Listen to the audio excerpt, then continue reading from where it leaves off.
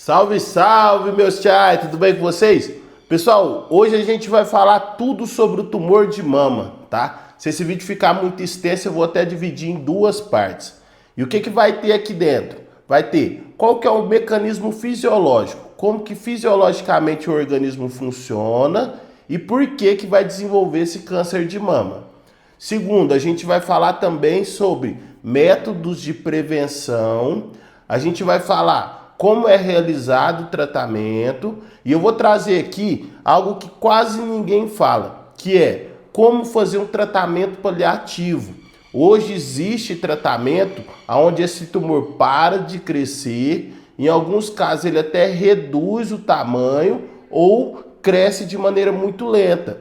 Existe caso onde já fez metástase para o corpo, onde o nódulo já se espalhou por vários locais e a gente pode entrar com um tratamento paliativo para dar qualidade de vida para aquele animalzinho também, tá bom? Então vamos lá, meu nome é José Carlos, sou médico veterinário responsável pelo projeto Vet Viajante e bora pro vídeo.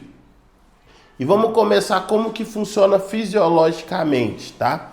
Entender essa parte, pessoal, vai fazer sentido tudo que a gente vai falar depois, porque eu gosto sempre de trabalhar sobre a causa da doença, para que a gente possa curar ela e não voltar mais. Por esse motivo, entender a parte fisiológica ali de como que funciona sem o câncer já é muito importante, tá? E vamos lá. A mama, pessoal, é comum na fêmea, enquanto não sofrer estímulo, ela permanecer num período ali como se fosse de dormência. É como se fosse assim, o corpo tem aquelas células ali da mama, porém, enquanto ela não sofreu um estímulo por alguns hormônios que são ligados à reprodução, ela não tende a se desenvolver, ela tende a permanecer ali em dormência. Fisiologicamente isso ocorre semelhante ao ser humano. Então é comum da gente ver também no ser humano que depois que a mulher atinge determinada idade, ela sofre esse estímulo aonde se desenvolve a mama, porque lá na cabecinha, tanto da cadela, como da gata, como na mulher, ela começa a pensar, pode ser que um dia eu venha desenvolver uma gestação. E nesse momento é aonde começa esse desenvolvimento da mama, tá? E por que isso ocorre? Isso ocorre pelo seguinte motivo. Em um determinado momento, na cadela e na gata em torno ali de 6 meses, ela começa a ovular. Ela começa a ter os seus ciclos estrais. A gente chama de cio. Então, a partir dos 6 meses, o animalzinho pode entrar no cio. Então, a cabecinha dela entende. A partir de 6 meses, o meu corpo está preparando para desenvolver uma gestação. E o que ocorre? Na hora que o ovário está produzindo os óvulozinhos lá, que pode ser fecundado, ela forma cisto. Cisto é como se fosse uma bolinha cheia de líquido. Esse cisto tá cheio, esse líquido tá cheio de estrógeno. Toda vez que ela ovula, então ela entrou no cio, então ela tá produzindo muito estrógeno, tá com o estrógeno lá em cima, e aí ela ovulou. Toda vez que ela ovulou, esse cisto, essa bolinha de estrógeno se rompe. Quando ela se rompe, pensa, aqui tem um tantão de líquido e esse líquido tá cheio de estrógeno. Quando ele rompe, quando ela estoura aquela bexiguinha ali, todo esse estrógeno cai na corrente sanguínea de uma vez só. Na hora que ele cai na corrente sanguínea de uma vez só, gera um pico de estrógeno e o organismo fala, nesse momento agora, pode ser que vai fecundar os óvulos que a gente estava produzindo. Então, nesse momento, pode ser que eu venha ficar gestante. E aí, o que ele faz? Ele desencadeia um monte de mecanismo para estar pronto para a gestação. Nesse momento, a imunidade cai um pouco, porque gera um estresse fisiológico, e ela pode receber um espermatozoide, que é um corpo estranho. Além da imunidade cair, a parede do útero fica cheia de nutriente, então a parede do útero fica cheia de nutriente para receber ali um feto para receber a gestação e ao mesmo tempo as mamas são sensibilizadas. Para quê? Ela é sensibilizada para ela poder produzir leite. Vamos supor que ficou gestante, ela vai produzir leite. E isso é um mecanismo que é fisiológico ao ponto de, se tem a presença do macho fazendo a cópula ou não, ela vai desenvolver esse mecanismo. Tanto é que é comum da gente ver pseudociese. Quem quiser saber mais sobre pseudociese, deixa aqui nos comentários. Que é quando a gatinha ou a cadela tem uma gestação psicológica. Então, foi lá na cabecinha dela, encheu de estrógeno, ela fala, pode ser que eu desenvolva uma gestação. E aí ela começa com esse mecanismo tão forte, que por mais que não tenha presença do macho, na cabecinha dela ela desenvolveu uma gestação. E aí ela começa a fazer ninho, ela pega um brinquedinho e adota como se fosse um filhote. É comum da gente ver ela lambendo a mama e começar a produzir leite. Tudo culpa dessa ovulação que encheu de estrógeno a corrente sanguínea. Então, voltando lá para a questão das mamas. Nesse momento, a mama sofre um estímulo. E o que esse estímulo faz? Esse estímulo, primeiro, ele vai fazer uma característica de aumentar a vascularização. Então, vai aumentar a quantidade de sangue que chega nessas mamas. O que tem dentro do sangue? O sangue carrega tudo para o corpo se desenvolver. Oxigênio e nutriente. Esses nutrientes e oxigênio chegando nessas células que estavam em dormência, ele faz como se fosse essas células acordar e começar a se desenvolver. Nesse momento, tem lá célula que vai se desenvolver fisiologicamente normal e começa a produzir leite, mas vamos supor que por algum motivo tem uma célula lá que tem característica de ser cancerígena.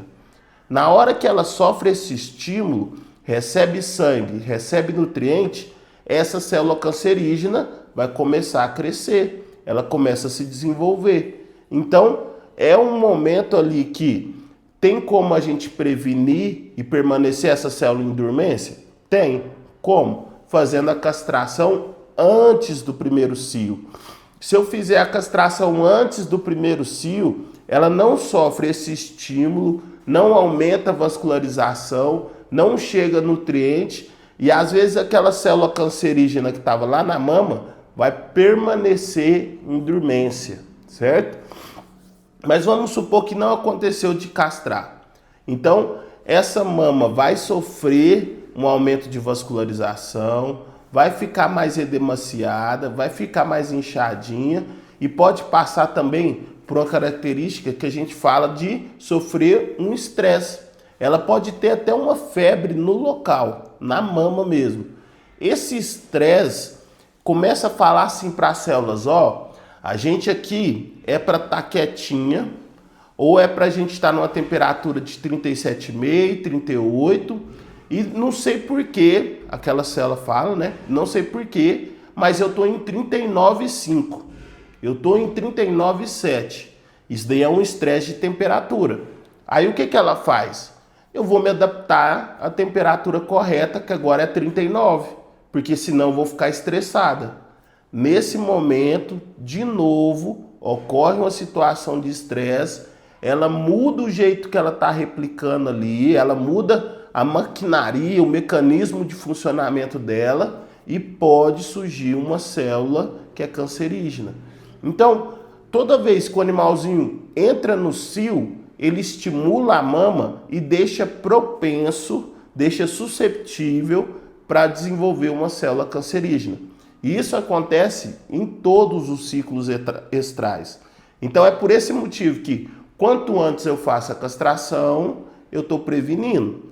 Vamos supor que eu não fiz a castração, em todos os ciclos estrais, ela vai ter esse estímulo, em todos vai ficar propenso para desenvolver o câncer.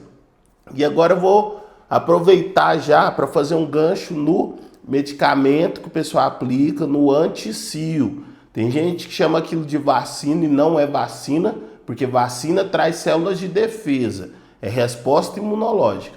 É chamado por esse nome popularmente, mas já é uma injeção que é proibida, porque é comprovada a causa de câncer por um motivo de utilizar ela. E o que ela faz? Por que ela causa o câncer?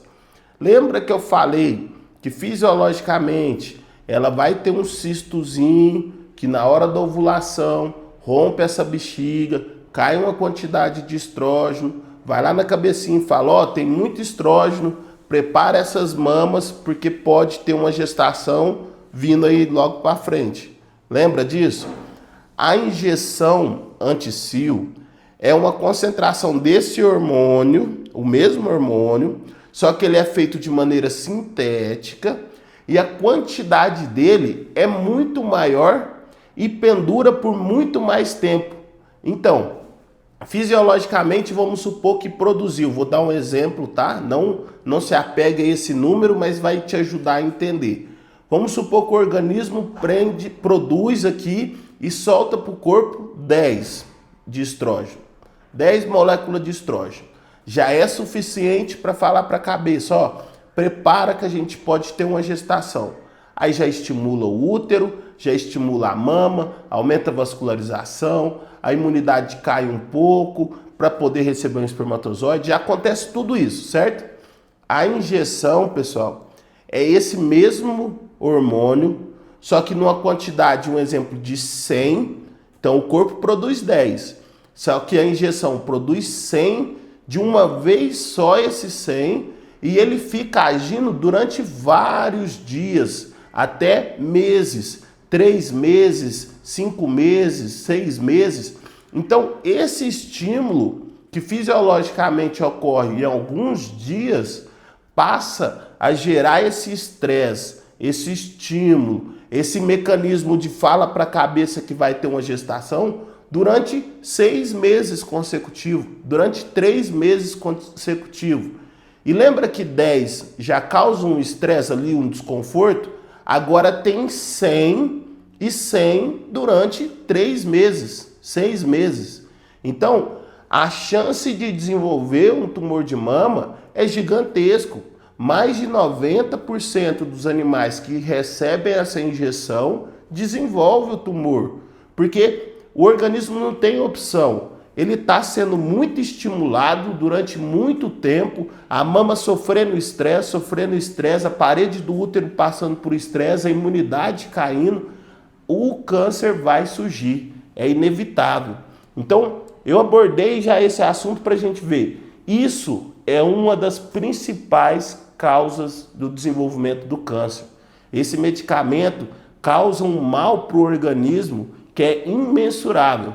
A gente vê muito tumor de mama, piometra, animal desenvolvendo ali a produção de leite e não para. Aí desenvolve uma patologia que é uma hiperplasia da mama, é um aumento da mama gigantesco.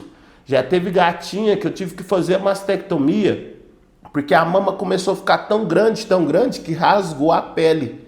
Então ela sofreu tanto estímulo que ela cresceu e a pele veio e rachou de tanto estímulo que ela estava recebendo. Então tem que castrar para prevenir e nunca utilizar um medicamento anti-cio. Essa injeção que faz tanto mal. Ela já é proibida, mas a gente ainda vê o comércio dela desenfreado, tá? E agora vamos para a próxima parte.